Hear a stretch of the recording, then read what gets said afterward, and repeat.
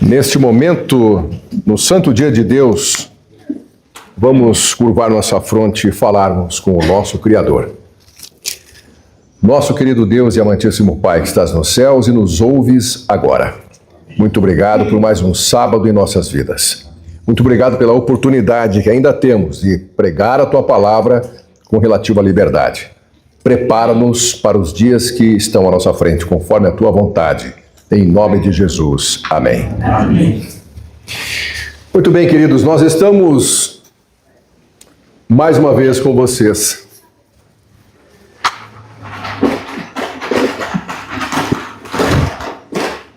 E nesta manhã de sábado, dia especial criado por Deus, separado por Deus, nós estamos aqui para conhecermos um pouco mais da sua palavra e do momento especialmente que estamos vivendo hoje, eficazmente à luz das Escrituras Sagradas em nosso momento de salvação.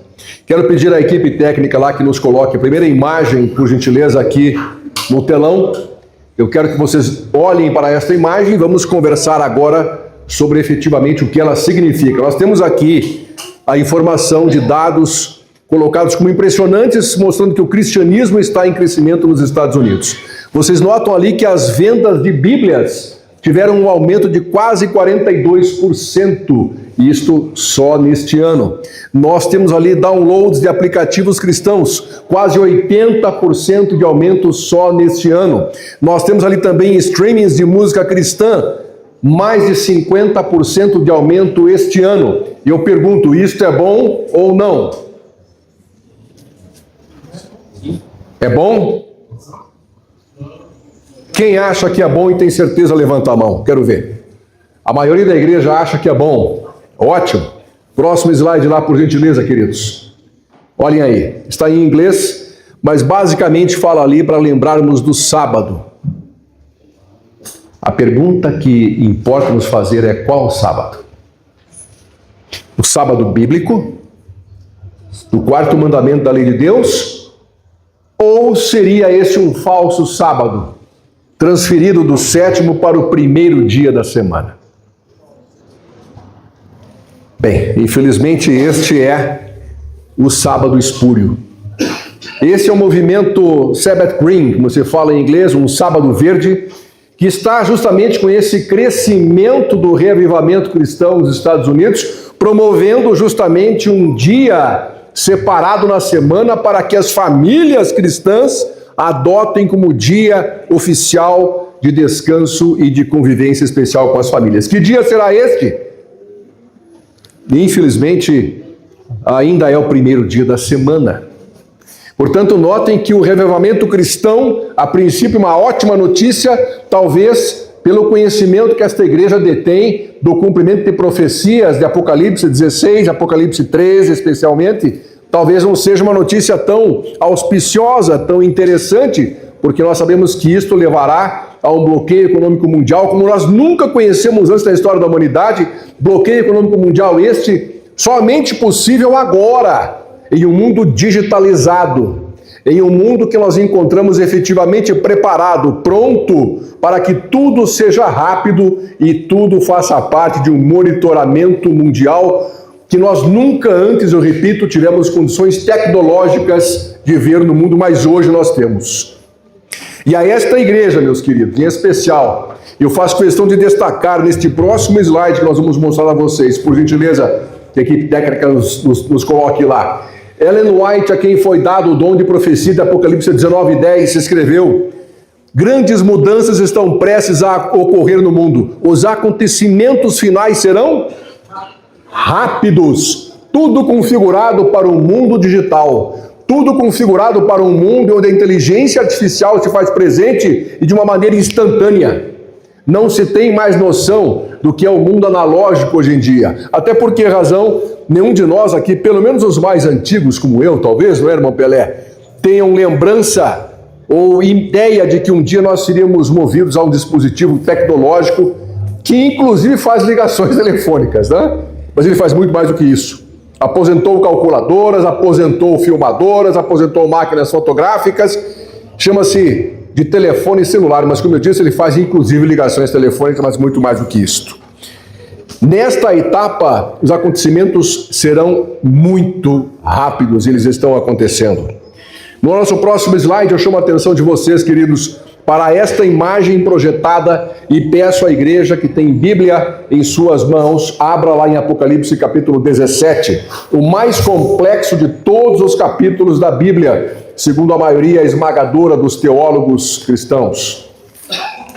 Apocalipse 17 reza desta forma a palavra de Deus: veio um dos 7 anjos que tem as 7 taças e falou comigo dizendo: vem mostrar-te-ei o julgamento da grande meretriz que se acha sentada sobre muitas águas, com quem se prostituíram os reis da terra, e com o vinho da sua devassidão foi que se embebedaram os que habitam sobre a terra.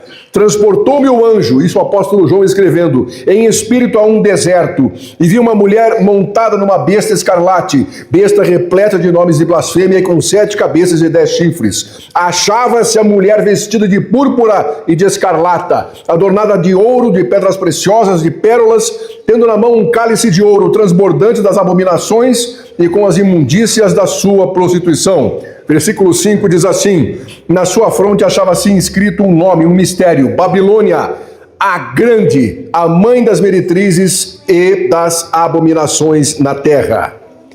Muito bem, queridos, quando você nota esta imagem, você percebe algo muito relevante. Mulher em Apocalipse é símbolo de quê? Igreja.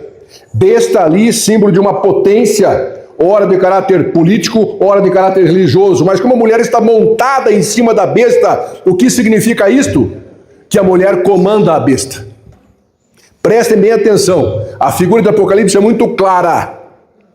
Esta mulher, esta igreja, ela comanda a potência política neste caso. Ela comanda a besta. E o que mais nos impressiona, queridos, é que esta besta pode ser identificada facilmente se você ler os demais capítulos de Apocalipse, efetivamente como a atuação de Satanás neste mundo. E como é que Satanás opera no mundo? Através dos poderes constituídos. E poderes constituídos, você pode pensar aqui, sim, são governos de vários países do mundo, e um em especial se levantará justamente no momento para produzir aquilo que o Apocalipse chama de imagem da besta. E esta imagem, eu já posso dizer a vocês notam, por um revivamento de caráter especificamente religioso, em um país tão significativo, está sim significando que a imagem da besta começa a ser formada nos moldes de Apocalipse 13. Nós precisamos prestar muita atenção, queridos. 7 cabeças, como João viu, efetivamente se acreditava no passado que era uma identificação de 7 grandes impérios pagãos mundiais, a começar lá com o Egito, com a Síria, depois Babilônia, a Pérsia, a Grécia, Roma Império e, por último, Roma Papal. Mas, efetivamente, no versículo 9, nós teremos a explicação dessas 7 cabeças. Agora, 10 chifres também nos chama a atenção, porque são poderes políticos menores, coadjuvantes de Satanás, efetivamente, na oposição e perseguição ao reino de Deus, indicando que a perseguição àqueles que rejeitam a marca da besta e insistem no selo de Deus será mundial. Não haverá um único lugar na terra em que nós estejamos salvos desta perseguição, porque o mundo será dividido efetivamente entre selados e marcados. Não há uma terceira possibilidade. E em poucos versículos, João mostra-nos aqui o quadro exatamente que está à nossa frente. Mas o primeiro grande questionamento que nós temos que fazer é justamente neste próximo versículo que nós leremos agora, versículo 6. Então vi a mulher embriagada com o sangue dos santos e com o sangue das testemunhas de Jesus. E quando a vi, olha a expressão que João faz questão de registrar: admirei-me com grande espanto. Para nós ocidentais é uma figura de linguagem um tanto quanto errada. É um pleonasmo, não é? Como diriam os expertos em português. Mas temos que lembrar que no pensamento hebraico, porque João era judeu, efetivamente pensava como judeu, e no pensamento hebraico ainda hoje, em toda a região do Oriente Médio, quando você repete a expressão, você está dando uma ênfase. É como se nós potencializássemos aquilo que nós queremos enfatizar, como se fosse uma super ênfase daquilo que estamos dizendo. Por isso, Apocalipse registra em outras partes: quem tem ouvidos para ouvir, ouça. Quem tem olhos para ver, veja. Não é um pleonasmo, é uma super ênfase naquilo que quer chamar a atenção o apóstolo. Mas qual teria sido a razão para João registrar somente aqui, em Apocalipse, admirei-me com um grande espanto? Meus queridos, há uma razão. Se não houvesse, eu não estaria aqui. E você nota nesse próximo slide que nós pedimos que a equipe técnica nos coloque, por gentileza. Aqui está uma imagem bastante interessante. Aqui nós conhecemos esta imagem como a mãe das batalhas. Esta é a batalha da expulsão de Satanás do céu. E vejam, eu chamo sempre a atenção. Nós não podemos ser cristãos descuidados, especialmente agora, nesta época que estamos desde 1798, naquele período chamado Tempo do Fim.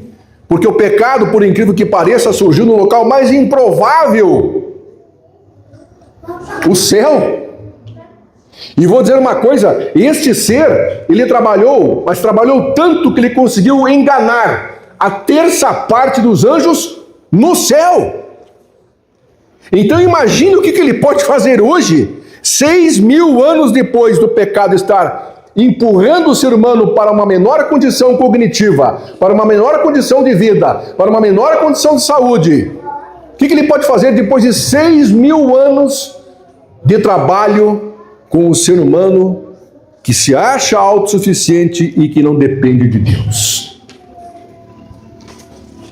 Eu chamo a atenção porque neste momento que João diz, admirei-me com grande espanto, esta imagem que aparece aqui mostra, quando João escreve esta visão, a batalha entre Miguel e seus anjos.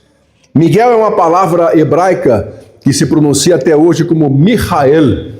E Michael em hebraico significa ninguém é como Deus. E qual a razão desse nome estar aqui relacionado nas profecias de Apocalipse? Vocês lembram qual foi a segunda mentira de Satanás ao ser humano? A primeira foi, é certo que não morrereis, mas era mentira. Qual foi a segunda? Assim que vocês tenham conhecimento do bem e do mal, sereis como? Aí vem Miguel ou Michael dizendo, ninguém é como Deus. Outra mentira, a segunda que ele contou a um ser humano. Mas queridos, se você imaginar por um momento o querubim caído, já completamente endurecido e cauterizado pelo pecado, pela apostasia, ele não deixou o céu sem luta. Por isso nós temos essa imagem da visão de João. E aqui uma palavra grega que João escreveu em grego, né, como todo o Novo Testamento praticamente é escrito em grego. E que técnica pode colocar para nós essa palavra? Essa palavra grega, aliás, aqui é uma palavra hebraica que eu falei agora há pouco, Michael. Nós falamos ninguém é como Deus. A próxima, por gentileza. Aqui está a palavra grega, poiemos. Pronunciamos poiemos. Não é apenas uma guerra, ela significa guerra, mas significa guerra como a mãe das guerras, como a mãe das batalhas. Porque foi a batalha inicial entre o bem e o mal. E aonde é que vai acabar a batalha que ela começou no céu? Aonde vai acabar a batalha final entre o bem e o mal? Onde vai ter a batalha final do bem e do mal? Aqui. Sabe quem são os envolvidos? Eu e você. De que lado estaremos? Estaremos selados ou estaremos marcados? Depende da nossa escolha. E assim, queridos, a mãe das batalhas acontece no céu e o grande conflito é levado aqui para esta terra. E agora, queridos, nós temos que pensar um pouco mais porque João registrou, admirei-me com grande espanto, que admiração já significa espanto. João registra, veja, notem bem o que fala a Bíblia.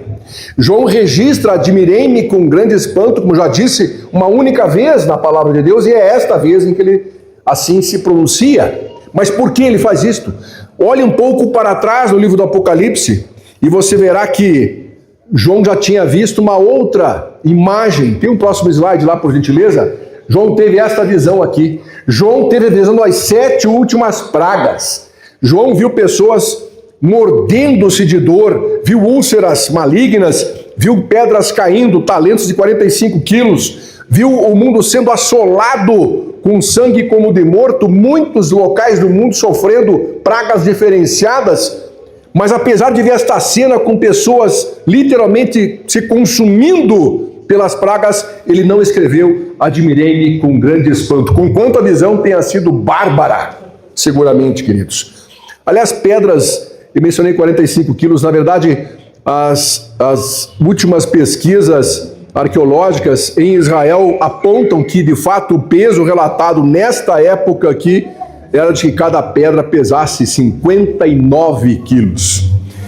Queridos, oceanos, como eu disse, rios repletos de sangue como de morto.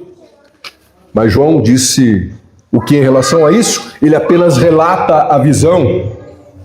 Ainda tem uma outra imagem importante que ele viu antes de ver esta mulher montada na besta. Próximo slide, por gentileza. Olha aqui, ele olhou o Apocalipse 13.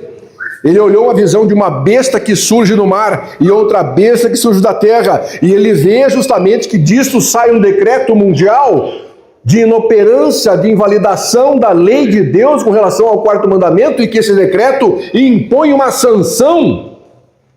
Ninguém poderá comprar nem vender se não tiver a marca. Como é que vai funcionar isso? O irmão está em sua casa. Lembre-se de uma coisa, mundo digital, tudo é muito rápido. Final de semana, feriado, e você não comprou alimento suficiente para os próximos dias.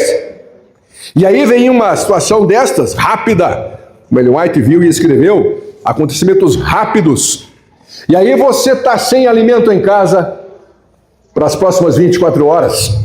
E você vai ao local onde você faz compras. Chega lá. O senhor não tem como comprar. Porque o governo ele colocou uma senha específica, um sinal, uma autorização para que a sua conta opere para pagar aqui as mercadorias. O senhor não tem esse selo, o senhor não tem essa marca. Mas é fácil resolver o problema. O senhor quer levar arroz, feijão, batata, verduras para sua casa? É simples, é fácil. Basta o senhor aceitar a marca. Aceita a marca e está resolvido. Só que, meus amados, João viu exatamente toda a sequência dos fatos do que Deus mostrou exatamente o que iria acontecer a ele. E, infelizmente, muitas pessoas, na hora última da sua vida aqui na Terra, talvez cometam o equívoco de procurar o atendimento das suas necessidades temporais, momentâneas, e joguem fora a eternidade no céu. Tem uma outra imagem. João também viu a sublime imagem do trono de Deus. Eu não sei, queridos, se nós podemos ter uma imagem mais impressionante na Bíblia. João contemplou, a ele foi mostrado o trono de Deus. Mas apesar de ver o trono de Deus, João não disse, admirei-me com grande espanto. O que poderia ser mais espetacular do que o trono de Deus? Só que João não se espantou, não registrou nenhum espanto ao admirar o trono de Deus. Mas por que João registrou, admirei-me com grande espanto quando viu a mulher montada na besta? Tem uma outra palavra aí, irmãos, pode colocar o próximo slide. A palavra espanto, no grego original, que foi escrito e efetivamente o Novo Testamento, tavmazen, se pronuncia essa palavra. Tavmazen não é apenas espanto. Tavmazen significa um espanto absoluto. significa praticamente uma perplexidade. É um desapontamento muito grande, é um desapontamento que provoca comoção. Ou seja, ele não ficou apenas espantado, ele ficou comovido quando viu justamente a mulher, ou esta mulher montada na besta. E o que é que essa mulher tinha de especial? O que é que essa igreja tinha de especial que comoveu o apóstolo João? Vamos voltar um pouquinho aqui para Apocalipse 12, versículo 6, fala assim a palavra de Deus: a mulher, porém, fugiu para o deserto. Lembram-se qual foi a igreja que fugiu para o deserto na história? A igreja que era perseguida na Inquisição. Ou seja, eram os guardadores do sábado que fugiram da perseguição papal. É esta igreja que origina aquela imagem que João vê. Fala assim o versículo ainda: fugiu para o deserto, ou seja, novo mundo. A intenção desta igreja, deste povo remanescente, era fundar um estado sem rei e uma igreja sem papa. E foi isso que aconteceu no novo mundo, na nova terra, onde lhe havia Deus preparado lugar para que nele a sustentem durante 1260 dias, que são 1260 anos. E então, queridos, aquela mulher que um dia fora a igreja que fugira da perseguição papal, aquela mulher que fora símbolo de uma igreja pura, aquela mulher que um dia estava guardando os mandamentos de Deus acima de qualquer coisa, é esta igreja que agora João vê comandando a besta. E por isto João admira-se com grande espanto. João se comove, ele fica desapontado extremamente, porque esta mulher que uma hora atrás estava vestida de sol, o sol da justiça, ela agora está vestida de púrpura e de escarlate. O que a cor escarlate simboliza na Bíblia? Lembram lá de Isaías 1,18? Lembram? Ainda que os nossos pecados sejam como? A escarlate é o símbolo do pecado, é a cor do pecado na Bíblia. E esta besta e esta igreja estão vestidas de pecado. Meus amados, a mulher que era perseguida pela besta, na visão que João tem agora, passará a perseguir a igreja. Ela passará de perseguida a perseguidora da igreja de Deus, do povo fiel e verdadeiro. Ela tornou-se infiel, ela apostatou da fé. E isso é um grande aviso e um alerta para nós hoje. Existe um texto do apóstolo Paulo, que faço questão que você leia nesta manhã comigo. Falo aqui de 2 Tessalonicenses, texto bem conhecido, lá no capítulo 2, versículos 3 e 4, diz assim: ninguém de modo nenhum vos engane. Olha aí o alerta. Porque isto não acontecerá sem que primeiro venha a apostasia e seja revelado o homem da iniquidade, o filho da perdição, qual se opõe e se levanta contra tudo que se chama Deus ou é objeto de culto, a ponto de assentar-se no santuário de Deus, ostentando-se como se fosse o próprio Deus. Será que é difícil você entender de quem está falando a palavra de Deus aqui no apóstolo Paulo ao escrever? Não é difícil, né? Basta que você olhe a história. E quando isto aqui se levantou? Bem, já faz muito tempo. E esta besta, ela foi ferida de morte, mas ela se restaurou. E como você acabou de ver no início do sermão de hoje, ela está se restaurando a passos largos, porque os últimos acontecimentos deste mundo serão acontecimentos rápidos. Rápidos, queridos. Finalmente, Paulo nos diz assim: homem da iniquidade, filho da perdição. De onde é que sai aquilo que nós conhecemos como anticristo? Se você for um pouquinho lá, o mesmo apóstolo João que escreveu o Apocalipse, lá em 1 João, primeira carta de João, Vejam o que este apóstolo, discípulo amado, escreveu a respeito dos anticristos e do anticristo. Filhinhos, já é a última hora e como ouvistes que vem o anticristo. Veja bem, aqui no singular. Também agora muitos anticristos, ou seja, no plural, têm surgido pelo que conhecemos que é a última hora. Quem seria o anticristo? Quem seriam os anticristos? Bom, anticristo fica fácil. Você tem na história registrado Cirinto, Polícrates, o próprio Marcion de Sinope. Esses homens, eles passaram a negar a divindade de Cristo, negar a própria criação de Deus e, evidentemente, lançaram a semente da heresia, do gnosticismo. Aonde lançaram? Dentro da igreja. Está aqui, na sequência, versículo 19. Olhem o que João fala a respeito do anticristo. Eles saíram do nosso meio. Entretanto, não eram dos nossos, porque se tivessem sido dos nossos, teriam permanecido conosco, todavia eles se foram para que ficasse manifesto que nenhum deles é dos nossos. Ou seja, o anticristo sai de onde? Do cristianismo. Anticristos também saem do cristianismo. Cuidado com isso. Isso é um alerta para nós hoje, mais do que nunca. Só que tem mais. Foi o anticristo que contaminou a mulher de Apocalipse 12. Ou, em outras palavras, foi o anticristo que contaminou a igreja de Apocalipse 12. E ele fará esta obra de volta. Agora, com o povo que guarda os mandamentos de Deus e tem a fé unicamente em Jesus. De quem estamos falando? Meus queridos, a grande dificuldade é que esta igreja, ela está na 7ª e última fase da história da igreja cristã na Terra. E ela tem uma carta dirigida a ela, e essa carta chama-se Carta à Igreja de Laodiceia. Quantos elogios Jesus dá à igreja de Laodiceia? Nem um. Nem um.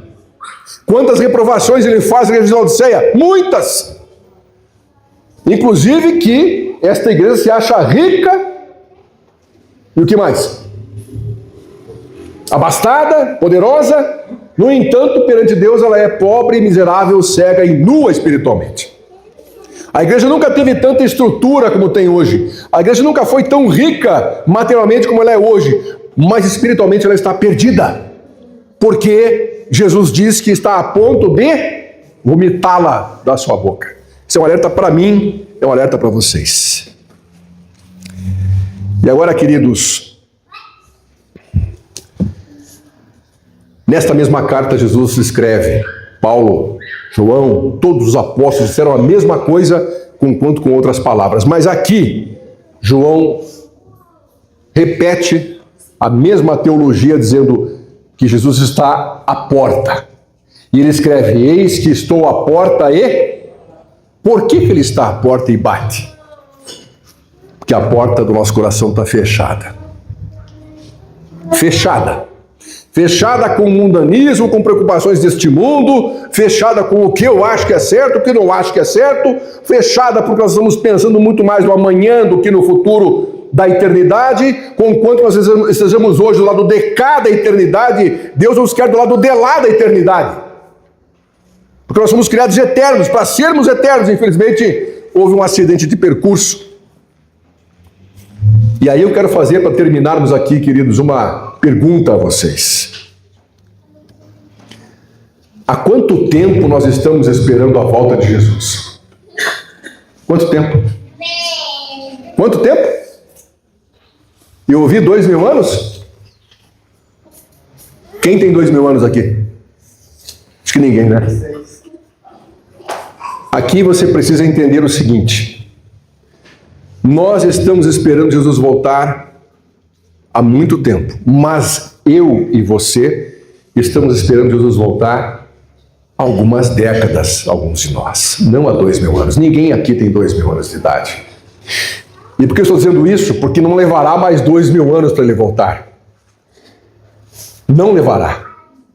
E por que razão ele ainda não voltou? Eu quero só trazer últimos 2 textos finais para vocês meditarem. 2 Pedro 3, texto bem conhecido também, versículos 9 a 10, diz assim: Não retarda o Senhor a sua promessa, como alguns a julgam demorada, Pelo contrário, ele é longânimo para convosco, não querendo que nenhum pereça, senão que todos cheguem ao arrependimento. Virá, entretanto, como ladrão o dia do Senhor, no qual os céus passarão com estrepitoso estrondo, e os elementos se desfarão, abrasados também a terra, e as suas obras, ou as obras que nela existem, serão atingidas. Apocalipse 22, versículo 12. Há algo aqui que Jesus diz com muita ênfase. Apocalipse 22, 12, último capítulo da Bíblia, diz assim a palavra de Deus: eis que venho sem... Só que já passaram 2000 anos.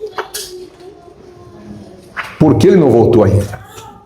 Meus queridos, atenção aqui. A expectativa do sem demora nunca foi cronológica.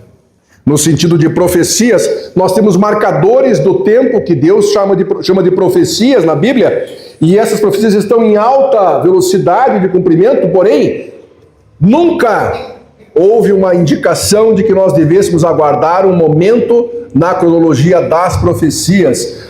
O nosso problema é que nós pensamos desta forma, com quanto devamos aguardar a volta de Jesus, com base na duração da nossa existência. E eu vou repetir aqui, a nossa existência é tanto curta quanto incerta, porque aviões com cristãos dentro também caem. Cristãos também são atingidos por atentados. Nossa vida é curta e incerta. Finalmente, nosso último texto para meditação, lá no livro de Mateus, capítulo 24, texto bastante conhecido. Deixe-me dizer-lhes algo que talvez choque alguns. Nosso próximo slide ali, por gentileza. Ellen White tem esta frase: quando compreendermos o que o livro do Apocalipse significa para nós, ver-se-á entre nós grande reavivamento. Reavivamento. Quantas vezes você ouviu aqui, ou em outras igrejas, alguém dizer assim: enquanto a igreja não se reavivar, Jesus não voltará? Isto é verdade ou mentira? Mentira. Cuidado, meus irmãos. Cuidado. Quer saber da prova?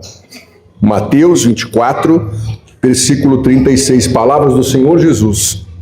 Mas a respeito daquele dia, dia da volta de Jesus, ninguém sabe, nem os anjos dos céus, nem o Filho, senão somente o... O que quer dizer isso?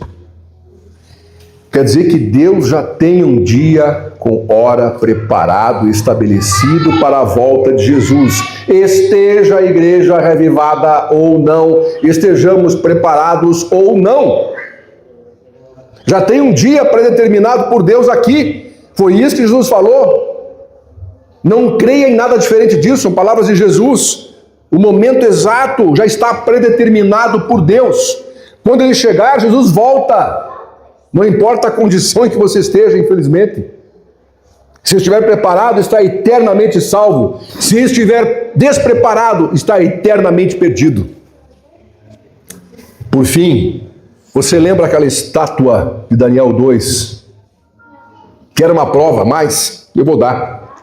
Aquela estátua veio uma pedra, que ela vem do céu e ela esmiuça aquela estátua. O que é o símbolo daquela pedra? A volta de Jesus, concordam? Como é que essa pedra menciona ali Daniel? Como é que ela aparece na profecia de Daniel? Vocês lembram? Há uma característica importante dela. Daniel 2,34, se você quiser consultar esse último texto. Em relação a esta pedra, Daniel 2,34 diz assim: quando estavas olhando, uma pedra foi cortada. Como é que essa pedra foi cortada? Como é que fala a Bíblia? Sem auxílio de mãos humanas. Quer dizer o quê? Quer dizer que a volta de Jesus tem um dia pré-determinado por Deus, e não importa o que você faça ou eu faça, Jesus voltará nesse mesmo dia. E dizendo que não depende de auxílio de mãos humanas, quer dizer o quê? Que você tem o privilégio hoje de testemunhar de Jesus. Você tem o privilégio de pregar a palavra de Deus, mas cuidado. pregue e viva o que você está pregando, porque Jesus está voltando. E não deixe de pensar que você pode não estar amanhã aqui entre nós. Eu já estive em reuniões com pessoas pela manhã e à noite uma delas estava sendo velada. Este mundo é assim. Nossa vida é curta e é incerta. Deus nos prepare devidamente como preparou Israel para atravessar as águas turbulentas do Rio Jordão na primavera. Deus nos prepare para estarmos do lado de lá do Jordão, prontos, selados para a redenção, porque depois desses eventos, a nossa vida será eterna. Deus nos abençoe e nos guarde. Em nome de Jesus, eu oro neste momento. Amém. Amém.